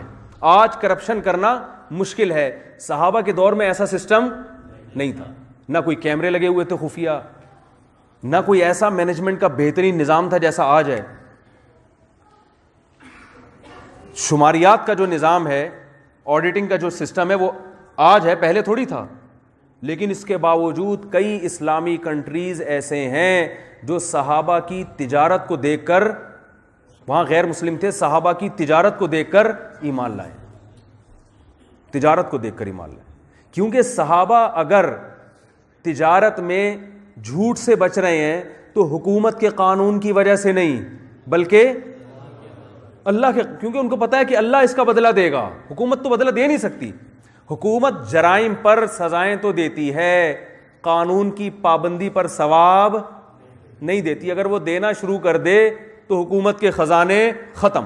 مثلا لال بتی پہ آپ نہ رکے تو جرمانہ تو لگے گا، رکنے پر کوئی ثواب ملتا ہے؟ بھائی لال بتی پہ آپ آگے رک گئے تو ایک پولیس آفیسر آئے، یہ لو جی 50 روپے. کیا خیال ہے؟ ایسا وہ کہیں گے بھائی اگر یہ دینا شروع کر دیں تو ہمارا تو پورے خزانے لال بتیوں میں ہی، لال بتی کی نظر ہو جائیں گے. تو انسان کے ڈر سے نہیں چل سکتا، اسے کوئی چیز موٹیویٹ نہیں کرتی. نبی صلی اللہ علیہ وسلم بازار گئے، آپ صلی اللہ علیہ وسلم نے ایک تاجر کو دیکھا، گندم رکھی ہوئی تھی. تو آپ صلی اللہ علیہ وسلم نے جب گندم کی بوری میں ہاتھ ڈالا تو نیچے گیلی گندم تھی اور اوپر سوکھی. آپ صلی اللہ علیہ وسلم نے ان صحابی کو تنبیہ کی سخت، اور حدیث کا مفہوم ہے آپ نے گویا یوں فرمایا کہ یہ دھوکہ ہے کسٹمر کے ساتھ. وہ اوپر کی گندم دیکھ کے سمجھے گا کہ نیچے کی بھی ایسے ہی. قرآن میں کتنی شدید وعید نازل ہوئی، وَيْلٌ لِّلْمُطَفِّفِينَ الَّذِينَ إِذَا اكْتَالُوا عَلَى النَّاسِ يَسْتَوْفُونَ وَإِذَا كَالُوهُمْ أَوْ وَزَنُوهُمْ يُخْسِرُونَ. تباہی ہے ان لوگوں کے لیے کہ جو اپنا حق لیتے ہیں تو بڑا چھان پھٹک کے اور بہت تحقیق کر کے، لیکن جب کسی کا حق دینے کی باری آتی ہے تو اس میں ڈنڈی مارتے ہیں. یہ وہ آیات تھیں جنہوں نے صحابہ کو ایماندار تاجر بنا دیا. آج چونکہ ہم یہ آیات نہ سنتے ہیں، سن لیں تو سمجھتے نہیں ہیں، سمجھ لیں تو ہمارا خیال یہ ہوتا ہے کہ یہ ہمارے لیے نازل ہوئی نہیں ہے. لہذا مسلمانوں کی اکثریت، سب نہیں، جہاں دنیا میں جا رہی ہے ان کی رپورٹیں اچھی بولے نا بھائی نہیں آ رہی. کہہ رہے ہیں نماز تو پڑھ لیتے ہیں بھائی، رمضان میں روزے بھی رکھ لیتے ہیں، معاملات میں صاف نہیں ہوتے.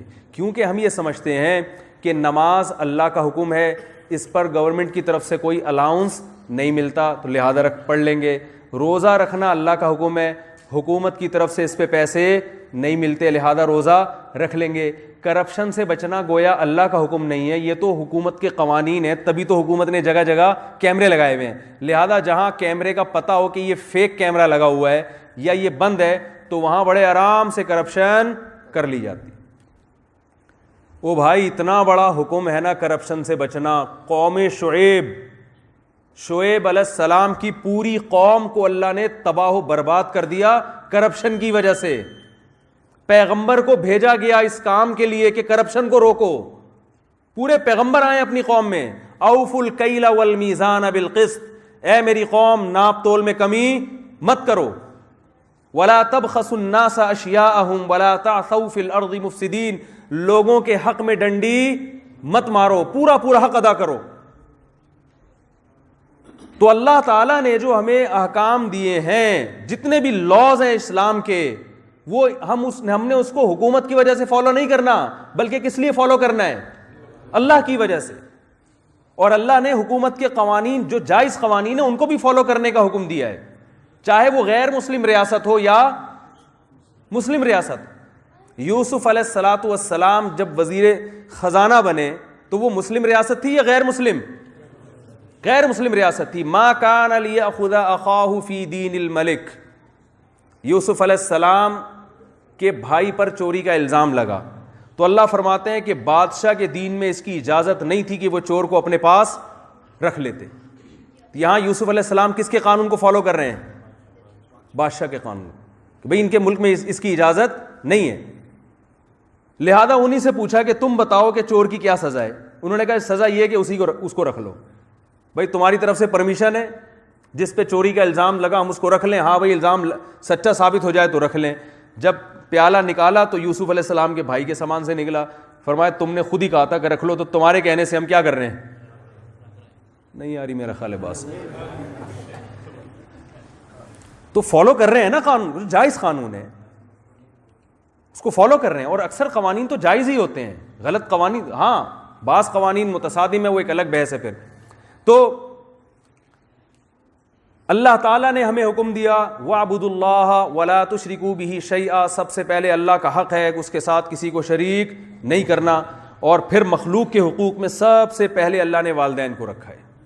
دیکھو جب اسلام زندگی سے نکلتا ہے نا, جب آپ کے پاس صحیح منزل نہیں ہوتی نا تو بالکل الٹا چلنا شروع ہو جاتا ہے, آدمی بھٹکتا ہے. پھر وہ جہاں جانا چاہیے وہاں نہیں جائے گا, جہاں نہیں جانا چاہیے وہاں. جب گوگل میپ بند ہو جائے ہے بھائی, بلکہ میپ بند ہونے سے آپ کو کم از کم یہ تو پتا ہوتا ہے نا جانا کہاں ہے, میپ بتا نہیں رہا, اور ایک ہی کہ یہی نہ پتا ہو کہ جانا کہاں ہے, تو پھر صحیح سمت میں جانا آپ کے لیے ممکن نہیں رہتا, وہ آپ بھٹکتے رہتے ہو. یہی ہے انسانیت بھٹک رہی ہے. جب دین اور قرآن زندگی سے نکل گیا تو اب یہی سمجھ میں نہیں آ رہا کہ کس کا کیا حق ہے. جو دور کے تھے ان کو قریب کر لیا, جو قریب کے تھے ان کو دور کر لیا. الٹی جو ہے نا وہ کہانی شروع ہو گئی ہے. جن میں سب سے زیادہ محبت ہونی چاہیے ان میں ہے نہیں, جن میں نہیں ہونی چاہیے ان میں جو کچھ لگتے نہیں ہیں وہ بہت کچھ لگ رہے ہیں, جو نہیں لگنے چاہیے جو لگنے چاہیے وہ کچھ بھی نہیں لگ رہے. عجیب کہانی ہے یا نہیں ہے؟ دوست کو قریب کیا جا رہا ہے اور باپ کو بولتے کیوں نہیں بھائی, میں بلواتا ہوں سبق یاد کرانے کے لیے. دوست کو قریب کیا جا رہا ہے اور باپ کو دور کیا جا رہا ہے. حالانکہ باپ کا تو بلڈ ریلیشن ہے, وہ پیدائش کا سبب بنا ہے, وہ باپ ہے. لوگ کہتے ہیں نا یہ دوست کے بھائی تمہارا باپ ہے کیا, تو مطلب یہی کہ بھائی اس کو تم اتنا پروٹوکول دے رہے ہو. جو رشتہ دار نہیں ہے ان کو قریب کیا جا رہا ہے اور رشتوں کو دور کیا جا رہا ہے. جس سے مسکرا کے بات کرنا صدقہ ہے, جس کے ساتھ حسن اخلاق سے پیش آنا فرض ہے, اس سے اخلاق سے بات نہیں کی جا رہی. اور جس سے اخلاق سے بات کرنا حرام ہے اس سے ہنس ہنس کے باتیں کی جا رہی. ایئر ہوسٹس کے اخلاق کتنے اچھے ہوتے ہیں آپ دیکھو, لیکن اللہ کی نظر میں یہ اخلاق قابل قبول اس وقت ہوں گے جب وہ اپنے پیرنٹس کے ساتھ بھی اسی طرح بات کرتی, سارا دن ان کی خدمت کر رہی ہو, پھر اللہ مانے گا. یا اپنے شوہر کے ساتھ اس طرح. میں تو کہتا ہوں جب بھی ایئر ہوسٹس کو دیکھتا ہوں نا کہ کاش مسلمانوں کی بیویاں ایسی ہو جائیں, بٹن دباؤ آ جائیں. کیا خیال ہے؟ گھر میں یہ ماحول ہی نہیں ملتا. اگر گھر میں یہ ماحول مل جائے تو جہاز میں سفر کرنے کی ضرورت ہے؟ بٹن دباؤ 10 دفعہ بلاؤ 10 دفعہ آئے گی، وہ مسکراتی رہیں گی. پتہ نہیں مسکرانے کے پیسے ملتے ہیں کیا ہوتا ہے، پیسے ہی ملتے ہیں ظاہر ہے. ٹریننگ ہوتی ہے بھائی، ایسے بات کرنی ہے. میں نے آج تک کسی ایئر ہوسٹس کو غصے میں، بہت سفر کیا ہے جہازوں میں، کبھی کسی کے کو غصے میں نہیں دیکھا میں. کیا آپ نے بٹن دبایا ہو اور وہ کیا مسئلہ، کیا مذاق بنایا بھائی تم نے، تمیز سے بیٹھا نہیں جاتا، کبھی دیکھا آپ نے؟ تو اس حسن اخلاق پر اسے ثواب نہیں مل رہا، تنخواہ مل رہی ہے، ثواب نہیں مل رہا. ثواب جب ملے گا جب عورت اپنے شوہر کے ساتھ ایسے، جو خواتین بیان سن رہی ہیں پیشگی معذرت کے ساتھ، آپ تو یقیناً ایسے ہی بات کرتی ہوں گی، آپ نے باقاعدہ ہوائی کمپنیوں سے ٹریننگ لی ہوئی ہے. میں کہتا ہوں بچیوں کی شادی کرنے سے پہلے نا ایمریٹس ایئر لائن بھیجو ان کو، بولو بھائی جو ٹریننگ آپ نے ایئر ہوسٹس کو دی، ہم بھاری بھرکم رقم دینے کے لیے تیار ہیں، یہ مسکرانے اور اخلاق کی ٹریننگ آپ بچی کو بھی دے دو. شادی ہو کے گھر جا رہی ہے، سسرال میں آباد، اچھا ہے آباد ہو جائے نا. اور میاں کو بھی ٹریننگ دینی چاہیے، شوہر کو بھی. تو یہ میں نے ویسے ہی کہہ دیا، خواتین پریشان ہوں گی، بولیں ادھر کی بات کر رہے ہیں. ٹریننگ کی تو بہرحال دونوں کی ضرورت ہے نا. تو جب مذہب زندگی سے نکلتا ہے میرے بھائی، تو پھر آپ کے اخلاق کے بھی، پیسے مل رہے ہوں تو بہت اچھے اخلاق ہیں، پیسے نہیں مل رہے ہوں تو اللہ کے کہنے سے اخلاق بھی اچھے نہیں ہوتے. وہ میں کچھ دن، چند مہینے پہلے جاپان سے ہمارے کوئی دوست آئے، انہوں نے بتایا کہ جیسے رینٹ کار ہوتا ہے نا، تو ایسے رینٹ بندہ بھی ہوتا ہے. وہ جاپان میں بیچارے بوڑھے ہو جاتے ہیں نا، اولادیں ہوتی نہیں ہیں، تو کوئی جوانی عیاشیوں میں گزار دی، پھر وہ بوڑھے ہو گئے تو اب کوئی اولاد ہی نہیں ہے، اور ہوتی بھی ہے تو وہ بھی لفٹ نہیں کراتی. تو وہ کیا کرتے ہیں، اب تنہائی گزارنے کے لیے بندہ منگواتے ہیں 1 گھنٹے کے لیے. وہ 1 گھنٹے کے لیے آپ دیکھ لیں، آپ کو پتہ ہوگا ویب سائٹ ایسی ہیں جس میں یہ رینٹ بندہ، وہ بندہ تو میں کہہ رہا ہوں اس کو صحیح ہے نا. تو وہ بندہ آتا ہے بھائی، 1 گھنٹے کے لیے آپ نے بلایا، اس کے اتنے ڈالر پے کرنے ہیں، یا جو بھی جاپانی کرنسی آپ نے پے کرنی ہے. وہ 1 گھنٹہ انہوں نے مجھے بتایا ایسے اچھے اخلاق سے ہنسی مذاق گپ شپ لگائے گا، بوڑھے کا دل باغ باغ ہو جائے گا. جیسے ہی جیپنیز تو ٹائم کے بہت پابند ہوتے ہیں نا، جیسے ہی 1 گھنٹہ پورا ہوا وہ ایسے بدل جاتا ہے جیسے جانتا ہی نہ ہو. سمجھ رہے ہیں؟ 1 گھنٹے کے بعد کوئی جیسے جان پہچان ہے ہی نہیں. السلام علیکم، پورا ہو گیا بھائی میرا 1 گھنٹہ. یہی چل رہا ہے مارکیٹ میں. سمجھ رہے ہیں؟ ہم اگر ماں باپ سے اچھے اخلاق سے بات کرتے ہیں، محبت کی وجہ سے، ہمیں محبت ہے، اور اس محبت کا کس نے حکم دیا؟ اللہ نے. دیکھیں بہت افسوس کے ساتھ کہنا پڑتا ہے کہ ان ملکوں میں جو مسلم کمیونٹیز رہ رہی ہیں، ان میں بچوں کی طرف سے بچوں کے بارے میں بہت شکایتیں آنے لگی ہیں کہ یہ والدین کا احترام نہیں کرتے. اللہ نے قرآن مجید میں اہل یہود کی جب برائی بیان کی اور ان کی بری خصلتیں بیان کی، تو ان بری خصلتوں میں اللہ نے یہ بھی بیان کیا کہ ہم نے یہودیوں کو ان باتوں کا حکم دیا تھا، اور اس میں وبالوالدین احسانا، ہم نے ان کو یہ بھی حکم دیا تھا کہ والدین کے ساتھ اچھا سلوک کرنا ہے. اب آپ دیکھیں ایک پوائنٹ کی بات ہے کہ جن یہودیوں کے والدین کا ذکر ہو رہا ہے وہ بھی تو یہود تھے نا، تو برائی تو ان کی بھی ہو رہی ہے. تو یہاں اس آیت میں یہ بتایا جا رہا ہے کہ جن یہودیوں کو والدین کے ساتھ حسن سلوک کا حکم دیا، انہوں نے بھی اپنے والدین کا حق نہیں پہچانا، حالانکہ وہ نافرمان والدین تھے.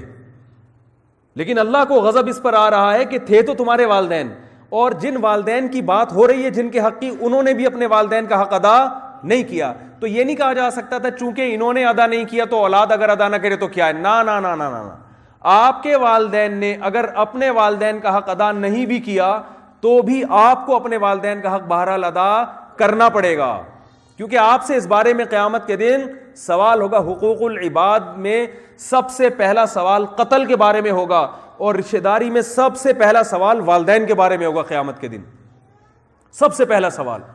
تو بھائی جیسے نماز پڑھنا ضروری ہے، قرآن میں بہت اہتمام کے ساتھ والدین کے حق کو بیان کیا ہے. قرآن میں والدین کے لیے جو صیغے استعمال ہوئے ہیں نا آرڈر کے، وہ دوسرے احکامات سے منفرد ہیں. دیکھیں نماز کے بارے میں آتا ہے اقیم الصلاۃ، نماز قائم کرو. والدین کے بارے میں یہ نہیں آتا کہ ان کے حقوق ادا کرو. وقضا، قضا کا لفظ ہے اور وصینا کا لفظ ہے. قضا تیرے رب نے فیصلہ کر دیا ہے، دیکھیں جب کسی کو کوئی آرڈر دیا جاتا ہے نا تو آرڈر کا ایک طریقہ یہ ہوتا ہے کہ آپ یہ کام کرو, یہ آرڈر کا سب سے ہلکا طریقہ ہے نا, بھئی یہ کام کرو. ایک ہے کہ میں نے یہ فیصلہ کر دیا ہے, فیصلہ عدالتیں کرتی ہیں نا, عدالت جب فیصلہ اناؤنس کر دیتی ہے تو پھر اس میں رد و بدل ممکن نہیں ہو. ایک ویسے ہی چلتا پھرتا کوئی شخص کسی کو آرڈر کرے ایک الگ بات ہے, عدالت سے ریٹرن میں وہ فیصلہ کروا لے اب اور سپریم کورٹ ہو تو اب یہ فیصلہ واپس نہیں ہو سکتا. تو اللہ نے والدین کے ساتھ جب حسن سلوک کا حکم دیا تو آرڈر کا لفظ بھی استعمال کیا اور اس سے بڑھ کر اللہ نے قضا کا لفظ استعمال کیا. تیرے رب نے یہ فیصلہ کر, گویا اللہ کی عدالت سب سے بڑی ہے اور اللہ نے یہ فیصلہ کر دیا اور فیصلہ بھی قرآن میں ریٹن فارم میں ہے. تو یہ بتا دیا کہ اب اس میں کوئی دوسری رائے ہو نہیں سکتی. آپ اس میں یہ نہیں کہہ سکتے میرے والدین تو ایسے تھے, وہ تو غیر مسلم تھے, وہ تو یوں تھے, تو ویسے تھے, وہ تو ٹینشن اتنی دیتے ہیں, وہ تو یوں. اللہ فرماتے ہیں یہ فیصلہ ہو چکا ہے, اب یہ واپس نہیں ہو سکتا. کتنا اہم حکم ہے. اور دوسرا اللہ نے وصیت کا لفظ استعمال کیا, وَوَصَّيْنَا الْإِنسَانَ, ہم نے انسان کو وصیت کر دی ہے. وصیت کب کی جاتی ہے؟ جب انسان مر رہا ہوتا ہے. ایسے ہی ہے نا, وصیت اس وقت کی جاتی ہے نا, اس وقت انسان کسی معمولی بات کا حکم نہیں دیتا. اسے پتا ہوتا ہے میں دنیا سے جا رہا ہوں, اس وقت میری زبان سے نکلے ہوئے الفاظ کو بہت اہمیت سے سنا جائے گا. اب باپ مر رہا ہو, بیٹوں کو قریب لے کر آئے اور اس وقت وہ کہتا ہے میں تمہیں وصیت کرتا ہوں, بیٹوں کے کان کھڑے ہو جاتے ہیں, ابا کوئی جائیداد کو دائیں بائیں کر رہے ہیں, تو بہت اہم بات کا حکم دے رہے ہیں. اس میں ابا بتاتے ہیں کہ بھئی یہ بیٹیوں کا خیال کرنا, یہ دکان فلاں کو دے دینا, اہم جو چھوٹی موٹی باتیں نہیں ہوتی, میرے سر سے جوئیں نکال دینا مرنے کے بعد, یہ تھوڑی وصیت چھوٹی موٹی باتیں نہیں ہوتی. میرے مرنے کے بعد اگر اس کو پیاس لگ رہی ہے اس کو پانی پلا دینا, ابھی تھوڑا مرنے دو مجھے بھی جلدی. یہ چھوٹی موٹی باتوں کا حکم بولتے کیوں نہیں بھائی, کیا ہو گیا یار, اتنی دور سے آیا ہوں میں, کراچی سے آیا ہوں, اتنا بول رہا ہوں, آپ اتنا نہیں بول رہے. تو وصیت بہت اہم ترین احکام کی جاتی ہے. نمبر 2, وصیت کا حکم واپس نہیں ہو سکتا, کیونکہ وصیت کرنے والا وصیت کے بعد دنیا سے چلا جاتا ہے, وہ ریٹرن نہیں ہو سکتا, وہ ریورس نہیں ہو سکتا. تو اللہ تو دنیا سے نہیں جاتے, لیکن اللہ نے اہمیت بتانے کے لیے کہ میں تمہیں جس کام کا حکم دے رہا ہوں اسے ایسے ہی سمجھو جیسے کوئی دنیا سے جانے والا کسی کام کی بہت اہمیت اس کے دل میں ہو اور وہ وصیت کا لفظ استعمال کر رہا ہو, تو بہت تاکید کے لیے. تو اس لیے اللہ نے یہاں فرمایا وَوَصَّيْنَا الْإِنسَانَ بِوَالِدَيْهِ, ہم نے انسان کو حکم نہیں, فیصلہ نہیں, وصیت کر دی ہے. بہت اہمیت کے ساتھ بیان کر دیا ہے کہ والدین کے ساتھ آپ کو احسان کرنا پڑے گا. احسان کہتے ہیں کسی عمل کے واجب درجے کو ادا نہیں کرنا, بلکہ عمل کو بہت عمدگی کے ساتھ کرنا.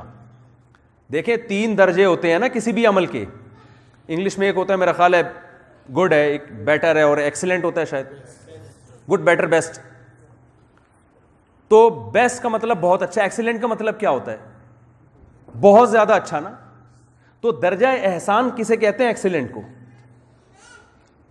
یعنی کسی آپ کوئی ایک شخص چائے بنا کے لاتا ہے, ایک مثال دیتا ہوں, ایک چائے ہوتی ہے خراب چائے بنا دی, ایک چائے ہوتی ہے واجب درجے کی بنا دی, ہاں بھائی صحیح ہے سیٹنگ پہ آ گیا ہوں میں, اور ایک چائے ہوتی ہے خاندانی چائے, تو یار مزہ آ گیا بھائی. کھانا جب کوئی بنا کے لاتا ہے, ایک بریانی ہے, ایک سادہ بریانی بنا دی, ایک ذرا بھائی اچھی بنیا دی, اور ایک ہوتی ہے بھائی ہٹو بچو جسے کہتے ہیں ہم کراچی میں, یہ بریانی ایسی ہے بھائی یہ تو یار انگلیاں چاٹتا رہ گیا انسان. اس کو کہتے ہیں احسان. اسے کیا کہتے ہیں بھائی؟ بچوں کو کاپی میں ہم دیکھتے ہیں ایکسیلنٹ لکھا ہوا ہوتا ہے, کہیں کسی میں گڈ لکھا ہوا ہوتا ہے, کہیں کیا لکھا ہوتا ہے ٹیچرز نے, بہت اچھا. تو اللہ نے کیا فرمایا؟ والدین کے ساتھ اچھا سلوک نا نا نا نا, یہ نہیں. اچھا نہیں چاہیے اللہ کو. اللہ کو کیا چاہیے بھائی؟ اچھے سے اوپر کیا اردو میں پہلے بول دیں نا, بہت اچھا. صحیح ہے. اللہ نے یہ نہیں کہا والدین کے ساتھ اچھا سلوک کرو, نا نا نا نا نا, فرمایا والدین کے ساتھ, ارے بولے نا یار, بہت اچھا سلوک کرو. ایسا سلوک ہونا چاہیے کہ والدین کہیں بھائی بہت اچھے. سمجھ میں آ رہی ہے بات کہ نہیں آ رہی؟ وہ یہ نہ کہ میرا یہ بچہ اچھا ہے, وہ یہ کہیں یہ بہت اچھا ہے. وہ یہ نہ کہیں کہ یہ میرا خیال رکھتا ہے, وہ یہ کہیں کہ یہ میرا بہت خیال رکھتا ہے. اگر آپ کے پیرنٹس کے آپ کے بارے میں یہ کمنٹس نہیں ہیں تو یا تو اس بات کی علامت ہے کہ وہ خدمت ماننے کے لیے تیار ہی نہیں ہے, ٹھیک ہے نا. بعض دفعہ ایسا بھی ہوتا ہے, آپ بہت سے بھی زیادہ اچھا کر رہے ہیں, وہ کوئی مسئلہ ان کے ساتھ ہے, یا اس کی علامت ہے کہ فالٹ آپ کے اندر موجود ہے. تو یہ فیصلہ کریں کہ آپ کا فالٹ ہے یا والدین کا. اگر یہ بہت اچھا انہوں نے کہہ دیا پھر ٹھیک ہے, بلکہ ان کا کہنا نہیں بلکہ کس کا کہنا, اللہ کہتے بہت اچھا. کیونکہ والدین بعض دفعہ بہت اچھا اس لیے کہہ رہے ہوتے ہیں کہ ان کو پتہ ہی نہیں ہوتا کہ ہمارے ساتھ بہت اچھے کی ڈیفینیشن ہے کیا. وہ سمجھتے ہیں کہ اگر ایک دن اس نے مدر ڈے منا لیا تو بہت اچھا, وہ فلاں تو ایک دن بھی نہیں مناتا, ایک دن اس نے فادر ڈے منا لیا تو بہت اچھا, تو اس کو اللہ بہت اچھا. آج والدین بعض دفعہ اولاد سے ان کو توقعات ہی نہیں ہوتی, ان کو پتہ ہے کہ سب سیزن یہی چل رہا ہے بھائی, والدین کی خدمت کا سیزن ہی نہیں چل رہا, تو آپ نے ایک دفعہ بھی اگر آسٹریلیا سے سال میں ایک دفعہ فون کر کے ان سے ہیلو ہائی کر لیا تو وہ کہتے ہیں بہت اچھا, حالانکہ یہ بہت اچھا کیا اچھا بھی نہیں ہے. یہ اس سے زیادہ مجھ میں سمجھانے کی صلاحیت تو بھائی دیکھو مسئلہ پتہ ہے کیا ہے, مسئلہ یہ ہے کہ جس کے ساتھ کوئی مفاد ہونا تو انسان اس کے ساتھ نہ صرف یہ کہ اچھا ہوتا ہے بلکہ بہت سے بھی زیادہ اچھا ہو جاتا ہے. ایک تو ہوتا ہے بہت اچھا, ایک ہوتا ہے بہت سے بھی زیادہ اچھا. لیکن والدین جب بوڑھے ہو جاتے ہیں تو کوئی مفاد نہیں ہوتا. یہاں جب تک آپ کو اس بات پر اجر کا یقین نہ ہو کہ اللہ خوش ہو رہا ہے, اس وقت تک پھر ان کے ساتھ اچھا سلوک کرنا ممکن نہیں ہوتا. تو اجر کیا ہے؟ رسول اللہ صلی اللہ علیہ وسلم نے ارشاد فرمایا, جسے بوڑھے والدین ملے اور اس نے ان کی خدمت کر کے اپنے اوپر جنت کو واجب نہ کر لیا, آپ نے فرمایا اس پر اللہ کی لعنت. یعنی اتنا بہترین آپشن اس کے پاس جنت کا اور اپنے گناہوں کو معاف کروانے کا آپشن اس کے پاس آیا تھا, اور یہ آسان آپشن تھا, بڑے بڑے گناہ اس کے معاف ہو جاتے, لیکن اس نے یہ آپشن ضائع کر دیا. تو اللہ کا واسطہ اپنے فیملی سسٹم کو مضبوط کریں. اسلام میں سب سے پہلے بلڈ ریلیشن ہے, اور وہ چیز جو ریلیشن کو بڑھاتی ہے اس کو بھی اسلام فوکس کرتا ہے. آپ کو پتہ ہے ریلیشن کو بڑھانے والی چیز کیا ہے؟ بولے نا بھائی, ریلیشن پیدا کیسے ہوتا ہے؟ اتنے عرصے سے بہت سے لوگ یہاں میرا بیان سن رہے ہیں مگر ان کو ابھی بھی سمجھ میں, ریلیشن بنتا کیسے ہے؟ نکاح سے. نکاح ہوتا ہے تو والدین, بھائی بہن, رشتہ دار. دیکھو دو چیزیں ایسی ہیں جس پر اس کو اسلام دشمنوں نے فوکس کیا ہوا ہے. یہ جو ابھی آزادی ڈے منایا گیا نا پاکستان میں, میرا جسم میری مرضی, بہت زیادہ اس پہ پیسہ لگ رہا ہے. یہ کیا ہے؟ نکاح کو ختم کرنے کے لیے. جب نکاح ختم ہوگا تو والدین اولاد کا رشتہ ختم. جب والدین اولاد کا رشتہ ختم تو بہن بھائی تو پھر والدین کے بعد آتے ہیں نا. جب بہن بھائیوں کا رشتہ ختم تو بھتیجے, بھانجے, خالے, خالہ, پھپھی, چاچا, ممانی, یہ سارے رشتے کیا ہو جائیں گے؟ ختم.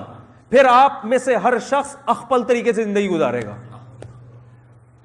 پشتو بھائی بیٹھے ہوں گے, سمجھتے ہیں نا. اب دیکھو میں بہت سے لوگوں کو دیکھتا ہوں, بھائی تمہارا کیا لائف ہے؟ بھائی میں اپنے زندگی میں صبح اٹھتا ہوں, جاگنگ کرتا ہوں, پھر کھاتا ہوں, پیتا ہوں, سیونگ کرتا ہوں, اتنے اڑا دیتا ہوں, اتنا سیو کر دیتا ہوں, بڑھاپے کے لیے سیونگ کر رہا ہوں, بس یہ ہے. تو یہ اخپل زندگی ہے یا نہیں؟ تو اس میں جو قرآن کے اتنے حکام ہیں, اللہ کہاں گیا بھائی؟ اس میں والدین کہاں گئے؟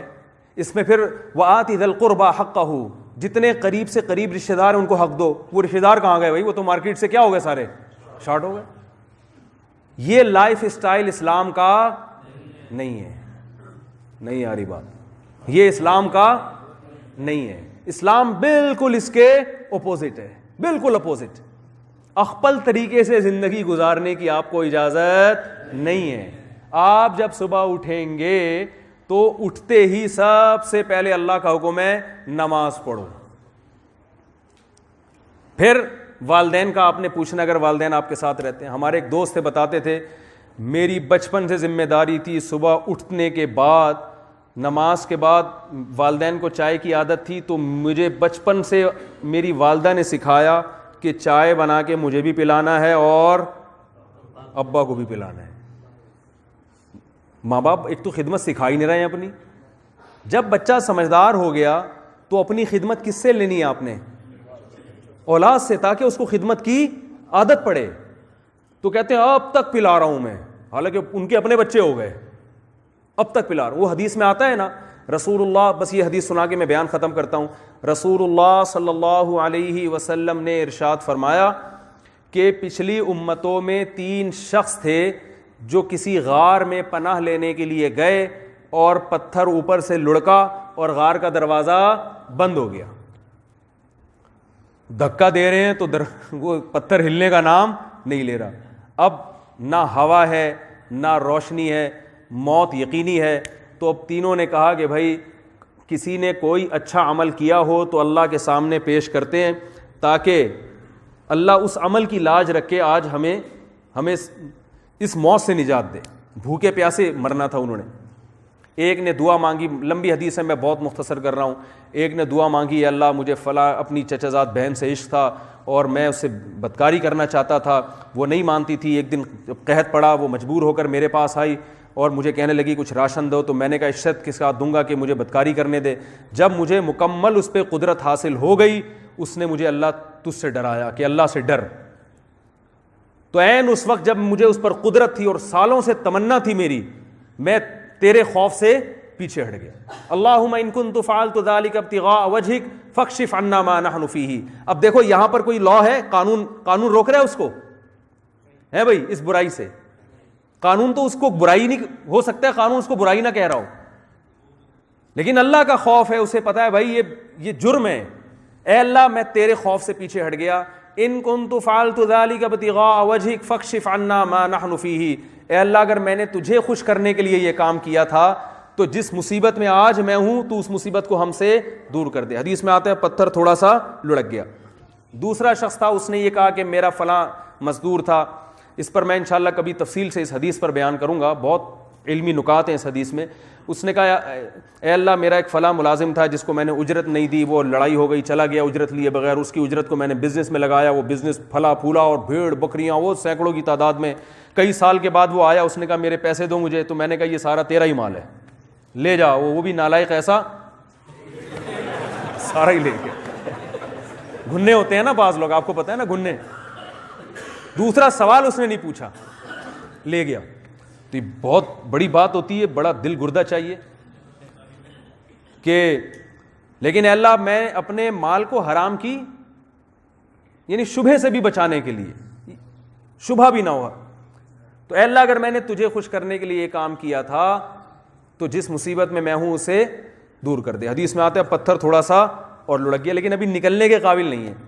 تیسرے نے کیا کہا جو اصل میں حدیث سنانا چاہتا ہوں، کہ والدین کی خدمت کی عادت بچپن سے ڈالی جاتی ہے. سمجھ رہے ہیں کہ نہیں سمجھ رہے ہیں؟ اور اگر آپ کے والدین نے نہیں ڈالی ہے تو ان پہ جا کے ملامت نہ کریں کہ آپ اچھا کیوں نہیں ڈالی، تو خود سے شروع کر دیں. تو تیسرے نے کہا اے اللہ میں بکریاں چراتا تھا، دودھ لے کر آتا تھا رات کو، سب سے پہلے اپنے والدین کو دودھ پلاتا، پھر اس کے بعد اپنے بچوں کو. یہ میری عادت تھی. سب سے پہلے کون ہے بھائی؟ آج بچوں کو اپنے والدین پہ ترجیح دی جا رہی ہے، بچوں کو اپنے والدین پہ ترجیح دی جا رہی ہے. اور یاد رکھو بھائی بیوی جب اماں سے ملنے جائے نا تو اسے مت روکو. سمجھ رہے کہ نہیں سمجھ رہے؟ میرے پاس کالز آتی ہیں دوسرے کینیڈا سے، یو ایس اے سے، ابا بیمار ہیں میرے میاں مجھے جانے نہیں دے رہے. وہ بھائی اس پہ کیا گزرتی ہے، ابا بستر مرگ پہ پڑے ہوئے ہیں. وہ باپ جس نے ساری زندگی بیٹی کو پالا اور سینے پہ پتھر رکھ کے اس کو رخصت کر دیا، وہ بیچارہ ہسپتال میں بیمار پڑا ہوا ہے، اس کی موت زندگی کی کشمکش میں ہے، آپ سے ٹکٹ کے پیسے نہیں نکل رہے.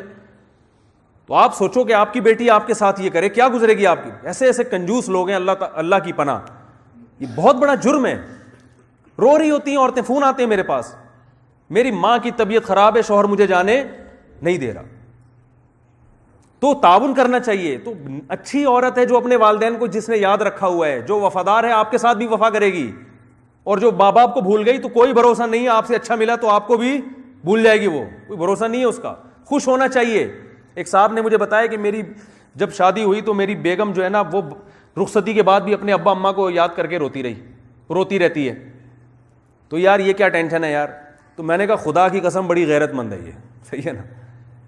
ظاہر ہے جس باپ نے پالا, جس ماں نے پالا, تو اس کی یادیں نکلنے میں کچھ تو ٹائم لگے گا. اور میں نے کہا یہ اس کی غیرت مند ہونے کی علامت ہے, جب یہ آپ کے پاس رہے گی تو کچھ دنوں میں اس کو جیسی محبت والدین سے ہے ویسی ہی آپ سے. پھر یہ اگر کہیں اور جائے گی, آپ سفر پہ جاؤ گے تو آپ کو بھی ایسے ہی یاد کرے گی.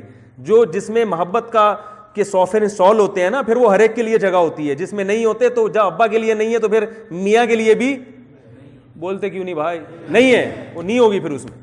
تو پتہ ہی نہیں ہے کہ اچھا کون ہے اور برا کون. آپ چاہ رہے ہیں وہ ادھر آئے اور سب بھول بھلا کے جان چھوٹی چلو ہوئی, تو وہ پھر کوئی بھروسہ نہیں ہے بھائی. ہاں اچھا, بس میں ختم کرتا ہوں بات کو. تو جی 10 منٹ اور اوور ہو گیا. ہاں میں اب سمیٹ رہا ہوں جی, کیا بات تھی.